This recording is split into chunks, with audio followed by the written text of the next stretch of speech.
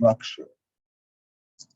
And so not only did they learn about the resources and get everything they needed, they became this settled people in the region with all of the governmental structures that we typically think of as belonging to a sovereign nation.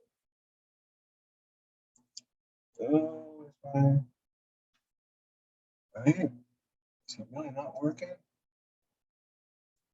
Ah, there we go. Okay.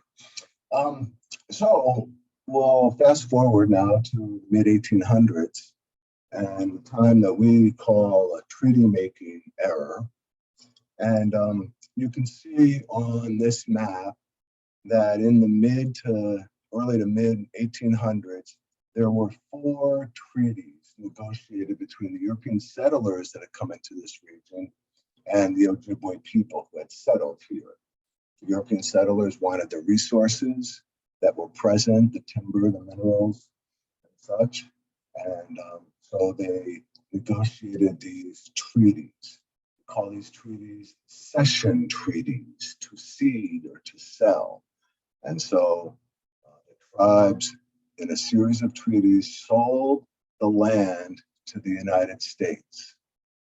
But in those treaties, there are clauses, individual clauses within each of those treaties in which the tribes reserve the right to hunt and to fish and to gather. Despite the fact they were selling the land, land ownership described like a bundle of sticks. And you can sell one or more, any amount or all of the sticks. And the tribe sold a bunch of their sticks from land ownership, but they kept some back, and that was the right to hunt, fish, and gather, specifically reserved in those treaties. But I want to talk a little bit about that, dwell on this one a little bit, because what the tribes were really asking for was the ability to maintain their way of life. Right? I said that they got everything they needed from the lakes, streams, wetlands, and forests in these areas. And when they said they reserved the right to hunt and fish and gather from these areas, saying is, we want to maintain our life way here. It's not just the act of harvesting something. That's not what was reserved. What was reserved was this way of life. And they just described it that way as hunting and fishing and gathering.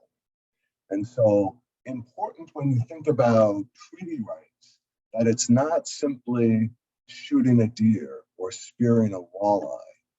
It's the ability of the tribes to maintain their cultural and spiritual connections with the land. The one treaty in the Arrowhead region of Minnesota, that would be the 1854 treaty. That treaty, in addition to ceding that territory, also established the reservations. You can see those reservations as colored polygons on this map. Those that are blue on my screen are tribes that belong to GLIFWC member tribes. The ones that are more reddish are Indian tribes that do not belong to GLIFWC, whether they're Menominee or other Ojibwe tribes. So right around the same time, in the mid-1800s, states were formed, right? Michigan, Wisconsin, Minnesota all became states during that time. And when those 3 states were formed, they took control of the management of fish and wildlife resources and created their own rules and regulations that governed the harvest of those resources. And the tribes said, hey, what about our treaties? And the states said, no, sorry, that's fake news. You don't have any rights. You guys can do what you want on your reservations, these small little postage stamp sized places, but off reservation, now that's our purview, that's our area. If you harvest out there, you need to our rules. So right away, we have this difference between what happens on a reservation versus what's happening off the reservation. It's important for everyone to understand that there is that difference there. Coming forward, I just want to say the other thing about formation of states and during that time period, right? So this is the time when there were the boarding school era, right? Assimilation, remember that word from growing up, assimilation. Tribes were punished for practicing their culture, for speaking their language. Their kids were taken from them and sent to boarding schools, made to behave in certain ways and not behave in other ways. And so all of this, the kind of denial of the exercise of treaty rights, plus all of the other kind of things that happened in the name of assimilation, had severe consequences on tribal culture. And that culture almost died, but it did not. And so we're seeing a revival of that today. It's very nice to see that. So if we go forward still yet to the maybe 1970s, 1980s, here we have times when tribes have become educated. Many of their members have gone to law school. They learned about these treaties and wondered why these treaties were not being enforced. The reserved rights that the tribes had, why could the tribes not exercise those rights? And so they entered into a series of court battles, suing the various states over the exercise of their treaty rights. So just referring to this map again, let's look at the 1836 ceded territory. That's the lower, upper part of the Lower Peninsula and the eastern part of the UP in Michigan. So the tribes there have negotiated a settlement with the state of Michigan over the exercise of their rights in that ceded territory, 1836. That settlement we refer to as a consent decree. And so the tribes over there exercise their rights according to that negotiated consent decree. Similarly, in the 1854 ceded territory, Bois Forte and Grand Portage earlier have negotiated an agreement with the state of Minnesota over the exercise of their rights in 1854 ceded territory.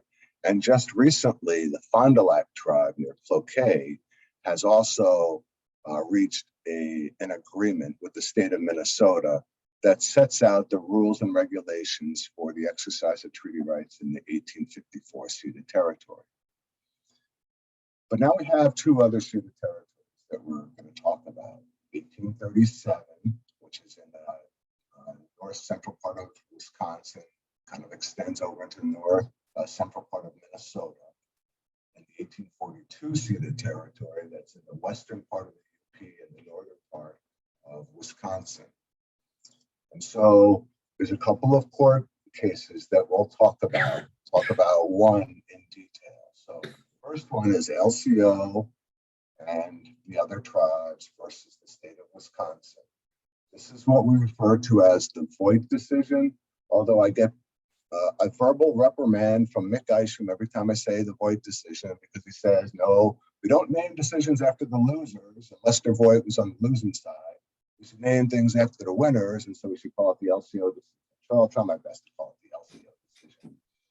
So that decision affected the 1842 ceded territory and the 1837 ceded territory within the state of Wisconsin. Okay, so that LCO battle that we'll talk about in detail here later was just in Wisconsin. And so you may ask, well, it's the same ceded territories over 1837 over in Minnesota or in 1842 up in the UP and Michigan. Why doesn't that LCO decision also apply to Minnesota and Michigan? Well, the answer is that the United States is divided into various judicial circuits, and they're numbered, one through I don't know what, 9 or 10 or something. Wisconsin happens to be in the 7th Circuit. Minnesota happens to be in the 8th Circuit. And Michigan happens to be in the 6th Circuit. And so decisions that happen in the 7th Circuit don't necessarily apply to the 6th or the 8th Circuits. And so the LCO decision applies to 1837, 1842 ceded territories in the 7th Circuit in Wisconsin. Okay? There was a similar lawsuit in Minnesota in the 1837 ceded territory of Minnesota. This is Mille Lacs versus Minnesota. And they had to do that, like I said, because that's a different judicial circuit. And so that lawsuit eventually ended up in the US Supreme Court. Supreme Court ruled in favor of the tribes that the rights continue to exist in that portion of the ceded territory. And so we have a court decision that lays out the rules and regs for tribal implementation of the rights in Minnesota.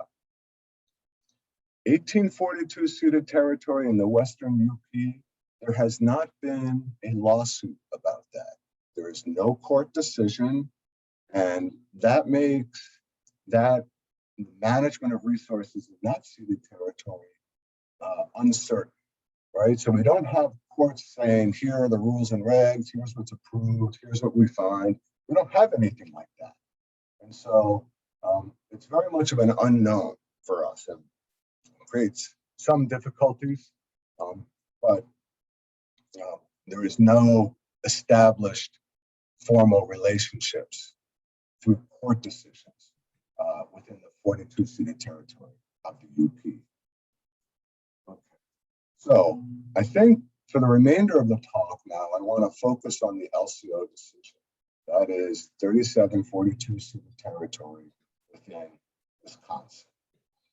And in October of 1983, the 7th Circuit Court of Appeals in Chicago ruled that the tribe's rights continue to exist, that the reservation of those rights and treaties was valid and continued in the 3742 ceded territories of Wisconsin.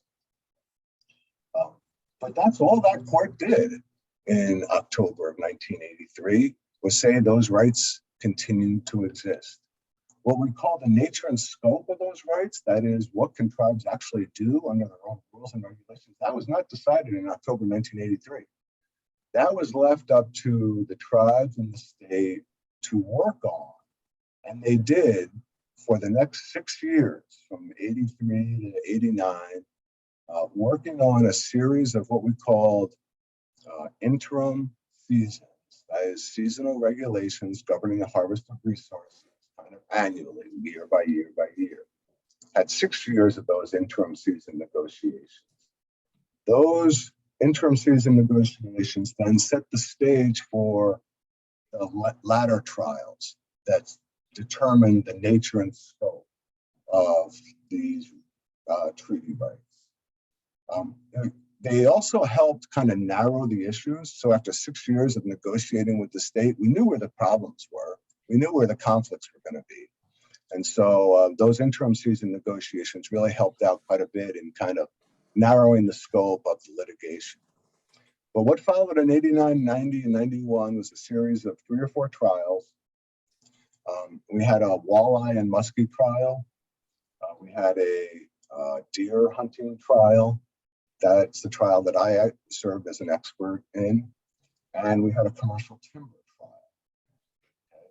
The tribes prevailed on the walleye, muskie, and the deer hunting trial, but the tribes did not prevail on the commercial timber trial. That is, the court ruled that the harvest of commercial timber is not contained within the scope of treaty reserved rights.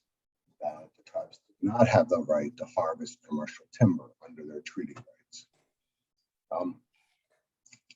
The courts in these decisions, the timber or the walleye trial and the deer trial, they did set out some of the regulations that are to be followed and some of the processes that would govern the interaction between the state of Wisconsin and the Ojibwe tribes.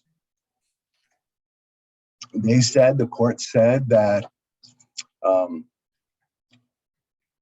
if the tribes enacted rules and regulations that met two standards, that the state would be enjoined from enforcing state law on them. The two standards were, they had to meet a conservation standard, that is, they needed to be sufficient to protect the species that were being harvested, and they needed to meet the public health and safety standard, that is, activities would be prohibited if they were unsafe or unhealthy.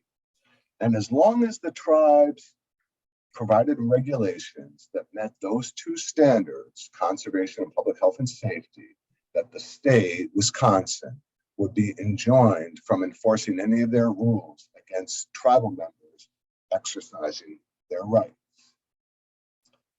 These court decisions also set an allocation of 50-50. That is, the tribes have the right to harvest up to 50% of the harvestable surplus of resources. Then the state would have to adjust its side of the harvest to account for the tribal harvest. And importantly, also, these decisions established the manner in which the tribes and the state would interact. What is required then for managing resources that are being harvested by tribes and by the state together? How do the tribes and the state interact to do that? And so there were lots of things in these court decisions, and for those things that were not litigated, there was a lot. If we only litigated walleye, muskie, and deer, there were a lot of things not litigated. All of those other things were agreed upon. And the word that's used in court language is stipulations, right? So these are stipulated agreements between the parties, between the tribes and the state. All of the other issues were reached through stipulated agreements, and there was no need for any further litigation.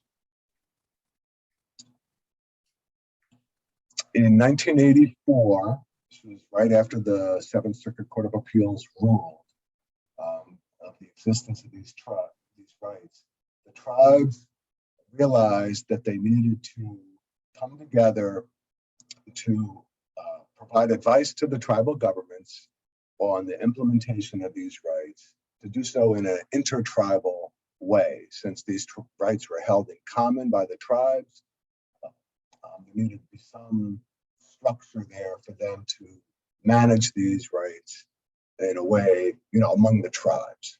And so that's where GLIFWC came in. And the tribes got together in 1984 and formed this agency, Great Lakes Indian Fish and Wildlife Commission, comprised of 11 of our Ojibwe member tribes. There's 3 in Michigan, 6 in Wisconsin, and 2 in Minnesota. These tribes all have rights, off-reservation rights, to hunt and fish and gather as provided for by either agreement or through litigation. Our mission at GLIFWC is to assist our member tribes in the implementation of their rights in a way that's biologically sound and culturally appropriate, right? So 2 phases or parts of our mission. Biology part, relatively straightforward and easy. The culturally appropriate part, well, that takes on-the-job training and learning how to do that. Never took a class on culturally appropriate resource management. Something that comes to us over many years. Our mission at GLIFWC is also to help our tribes to protect and enhance the resources that are subject to these rights. Okay, so now let's just look at a nice fire for a while. And I want to drill down a little bit on some of these important aspects of the LCO decision. As I said, much of what came out of those that court proceedings resulted from stipulations and agreements, and were not subject to litigation. Although some were, so we'll talk about those. One of the things that we agreed to is that tribes should be members of state committees, right? They should have a seat at the table when the deer committee or the walleye committee or whatever committee it was met to talk about resource management issues dealing with their frame of interest, right? And for many years, that worked really well. But I'll say that back in the 80s and 90s, even 2000s, early 2000s, state committees were comprised of experts, biologists, scientists that got together. They were largely internal committees within the DNR. If there were any external members, it was a Conservation Congress delegate that got to participate, but mostly only biologists and scientists, DNR managers talking about their resource management issues. And tribes got to participate in those committees so they could be part of the early decision-making or recommendation formation of policies and harvest strategies that came out of each committee. The committee would talk about various things and come up with some decisions, and tribes would be part of that decision making. And at that point, then it could go up the line in DNR or it could go out for public review. But the tribes were part of that kind of internal decision making. Recently, probably around 2010, is that recent? 11 years ago? The nature of committees changed pretty fundamentally. Committees now are largely a way for the DNR to receive public input on any of these issues. They are stocked full of user groups, non-professionals, people with strong opinions about things. And so the nature of these committees and the discussions that take place within these committees has changed significantly since that stipulation was reached when the state and the tribes agreed that the tribes should be part of the committees. And so tribes being members of these new committees, well, that's been a subject of some debate within Indian country. And is it worthwhile? Are the tribes just another stakeholder user group that gets to participate in a public outreach committee? Or should they be more involved with some of the more internal professional discussions that take place? That's a discussion that we've had many, many times, and there's both sides of the view on that in Indian country. But what worries me is the tribes being members of these now public input committees, it takes away their ability to interact in a professional and scientific way with the managers and biologists and scientists within the DNR. So the fundamental purpose of tribes being a member of the committee has been diluted and taken away.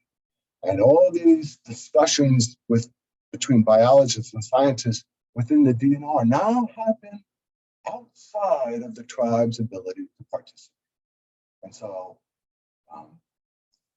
words matter. Tribes should be a member of the committee, but when the committee totally changes its mission and purpose, really it takes away from the tribe's ability to participate that way. We'll talk a little bit about harvest and harvest declarations. The court said that the tribes have the right to harvest up to 50% of the available harvestable surplus. And for many years, again, this was relatively straightforward, right? The whole premise of the LCO decision was, how do the tribes regulate the harvest of resources? How do they implement their rights in a way that allows them to harvest up to 50% in a culturally appropriate way and compels the state to take actions to reduce their side of the harvest to account for the tribal harvest? It was all about harvest. And so I just want to use a couple of quick examples. So we'll just take a deer example. I think it's pretty easy. So if we have a deer quota of 100 deer in a certain area, Okay, now the tribes have the right to harvest up to half.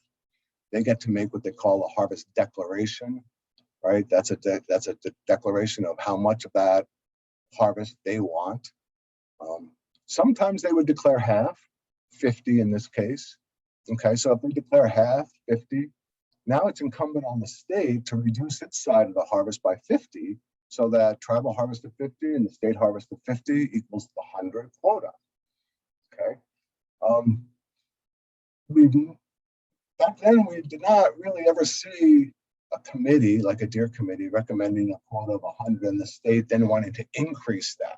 Right? Remember, that's an antlerless deer quota. Oh my God, no, we're not going to increase antlerless deer quotas. We may cut it, and that's fine. So as long as the state cuts their side, so if a quota recommendation comes out of the committee of 100, tribes get 50, state gets 50. Well, if the state wants to take only 40, well, that's fine. They can do that. It's up to them. That's their decision. But we had not seen until recently the state saying, no, we're 100, that's not enough. We're taking 200. That's only a recent thing. Mostly it's been biologists setting quota recommendations and the state then reducing that if they needed to. Sometimes the tribes are not capable of taking 50%, right? And in that case, the state gets to take the others, right? So we'll go back to our deer example, 100 quota, 50-50 theoretically, but let's say the tribes only ever shot 10 deer out of that unit. The state can say then, well, we're going to take 90. Tribes, you take 10, and then 10 plus 90 is the 100 quota. That's what we want. So that happens. That happens quite a bit, actually. And in some cases, the tribal harvest is so low that the state doesn't even feel like it needs to make an adjustment on its side. And so an example of that would be with black bears, right? So the state of Wisconsin harvests in the ceded territory, I don't know, 4,000 to 5,000 black bears annually, something like that. Tribal harvest is around 30 to 40, okay? Tiny, less than 1%, right, of the harvest, total harvest. And so the state, and I agree, doesn't need to adjust its side of the harvest to account for tribes harvest because the tribal harvest is so de minimis that really not worth it. That's what we call the threshold system. So as long as the tribal harvest is below a certain threshold value, the tribes just get to harvest. So we don't have a tribal bear quota. We don't have any, limitations on that. People can take as many bears as they want, as many as they want personally, or as many as they want all together in the tribe. And the harvest has just been around 30 or 40 a year, really, really small. Now, if the harvest does creep up to be significant, we define significant as more than 15% of the harvest.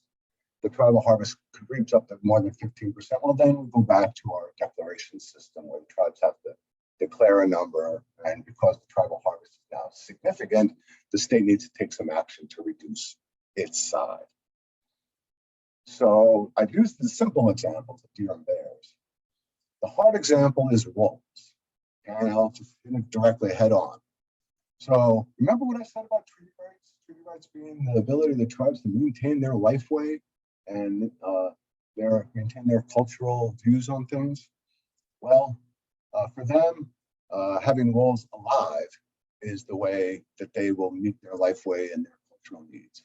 And so for wolves, a declaration is a declaration of live wolves, and the tribes have no intention of taking them, but they are using their declaration to protect the wolves that are out there.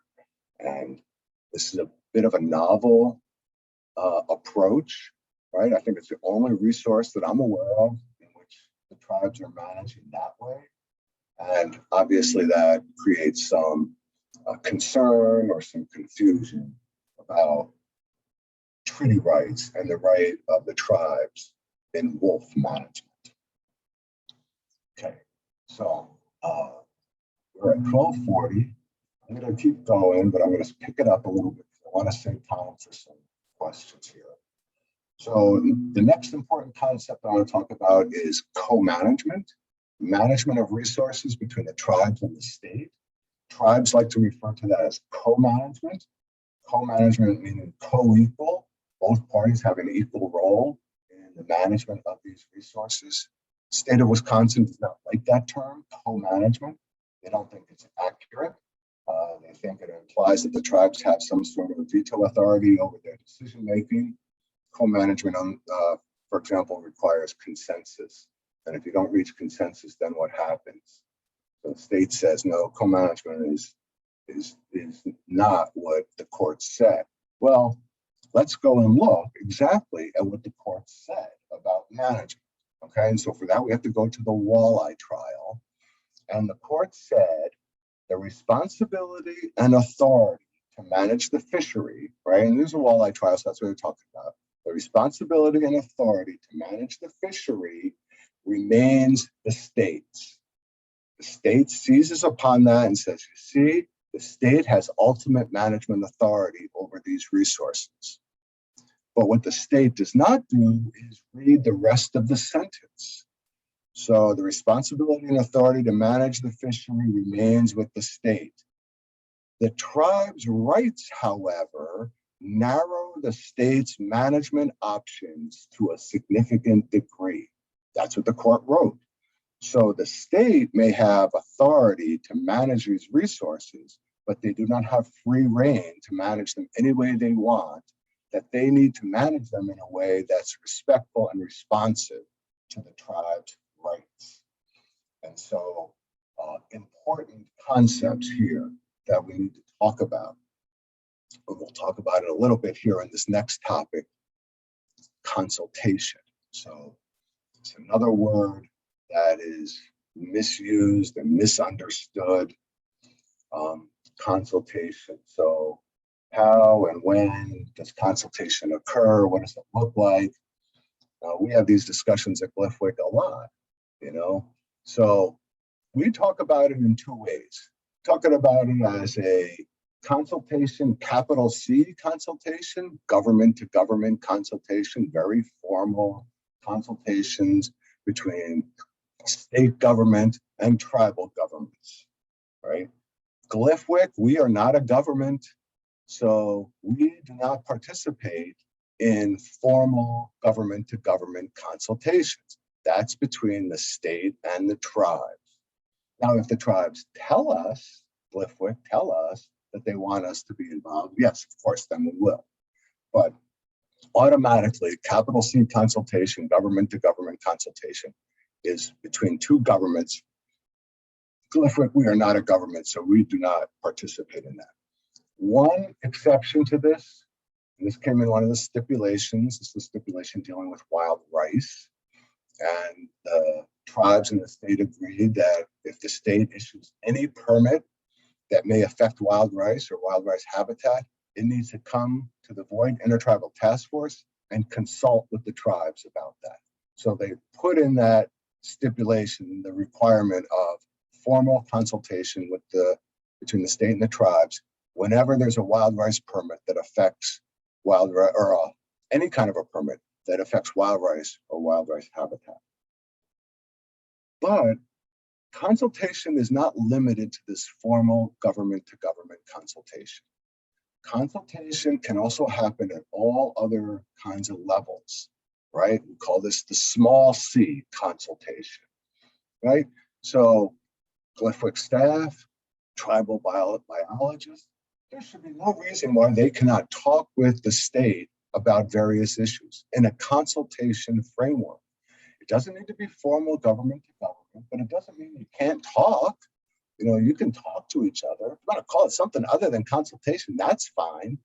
But there should be the ability of the tribes and the state, their professionals, to talk to each other in a way that's not just, how do I say, coming and listening. Oh my gosh.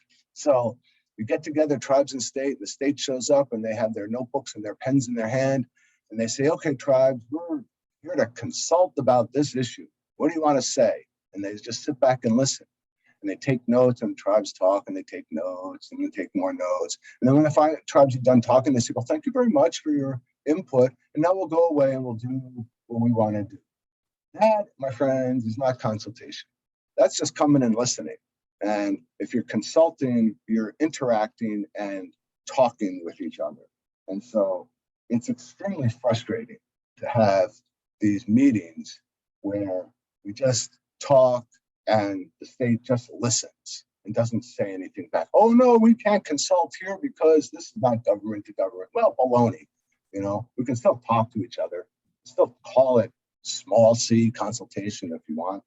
I don't care what the word is, but there is a way to talk to each other. So, sorry, I got a little animated there at the end. Yeah, I went through that last part a little quick, but I did want to leave some time. We got about 10, 15 minutes for some questions. Those are all the remarks that I have today. I'd be happy to answer any questions. And I do want to say that lots of people have my contact, my email, my phone number, whatever. If you want more information about any of these things that we talked through really quickly today, I appreciate it was a lot of stuff that came at you really fast. Please don't hesitate to reach out. Be happy to provide more detail or further explanations or whatever. Anyway, so miigwech for listening, and let's see if we got any questions. Maybe I'll try to take down my screen.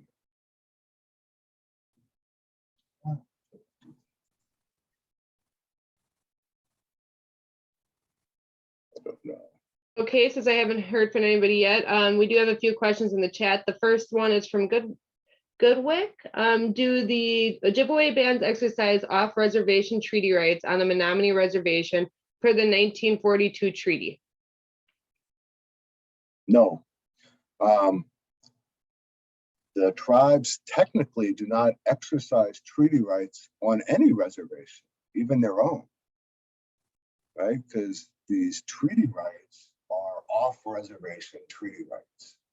Now, Menominees are a different tribe completely, right? They're not part of GLIFWC, they're not Ojibwe, they did not sign these cession treaties that we've talked about. And so, you know, they are not part of this group of people or tribes that can exercise these rights. And tribes do not exercise their rights on Menominee reservation land. There we go, that's better.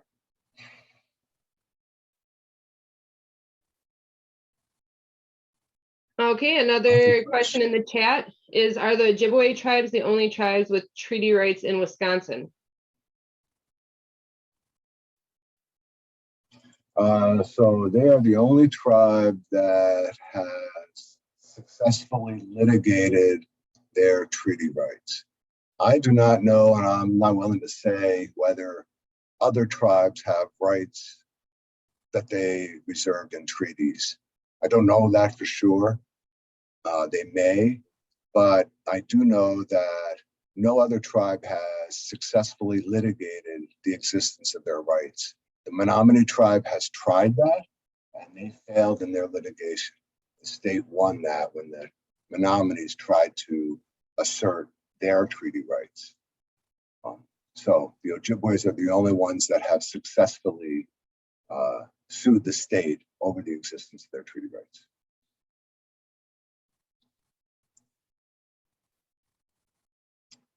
If anyone has questions, just feel free to chime in as well.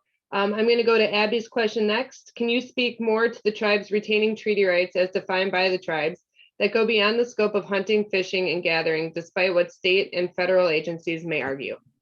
Yeah, I tried to talk a little bit about that during my talk here, that the tribe's reservation of these hunting, fishing, gathering rights and treaties was really a way for them to say, we want to stay here, we want to stay Ojibwe people, we want to continue to live our life way the way that we've always lived it. And the way that they stated that was through these hunting and fishing, gathering rights. But their intent was to continue to live here. And so the wolf issue is a really good example of that. You know, this does not involve the tribe's rights to kill wolves, but it's their right as Ojibways to maintain their life way to live with wolves and that's what they've decided to do. And so their reservation of rights includes the right to continue their relationship with Mayangan, right? So it's a really good example of a non-harvest thing that tribes believe are part of their treaty reserve rights. There may be others, but I think the wolf example is really a good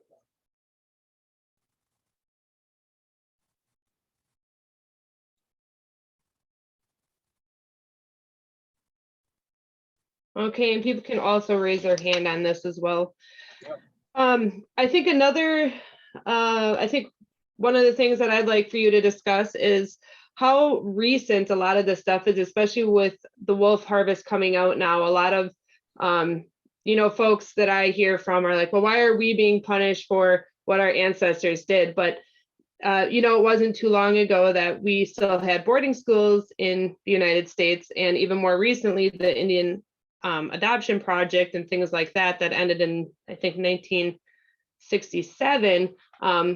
But so is there anything that you can offer on behalf of that as well?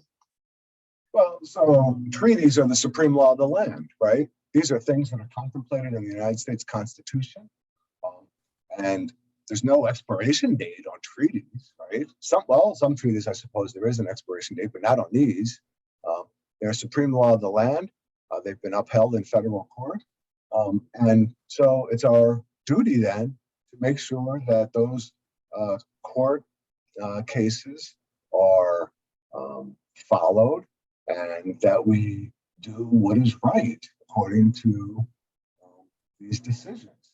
And so, yeah, the fact that it's old and our ancestors negotiated, and well, big deal. For me, it doesn't matter. It's a treaty. It's a treaty signed between the Ojibwe Nation and the United States, and it's the supreme law of the land. So we need to follow that.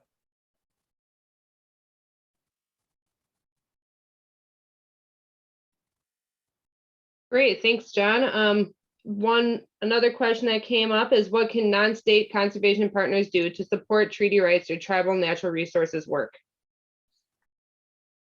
Just to work with the tribes. There's all kinds of opportunities to do collaborative work.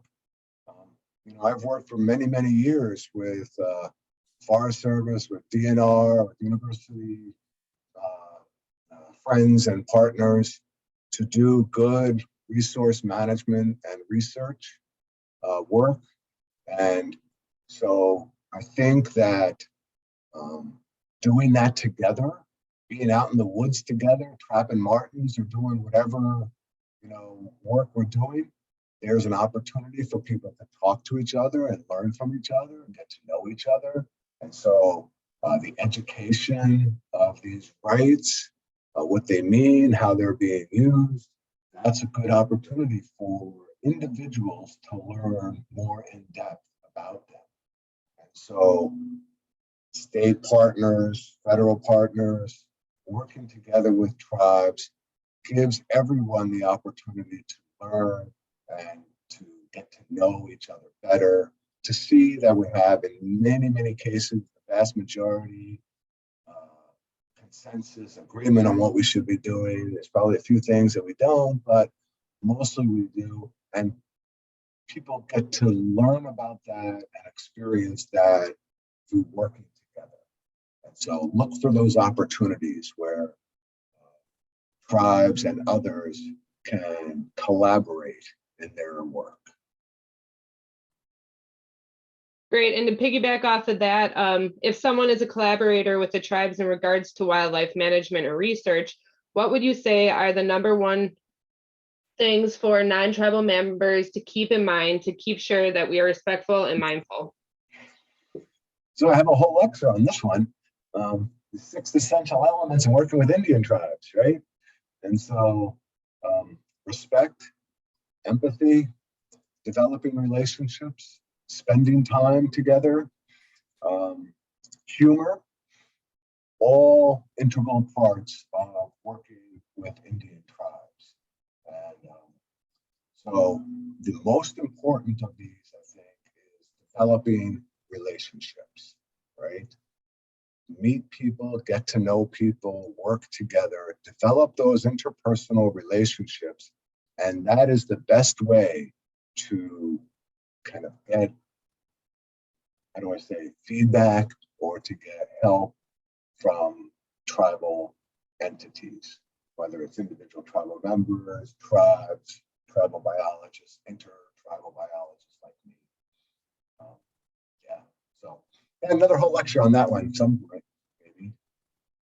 Yeah, and hopefully we'll be able to hear that at the conference in March now.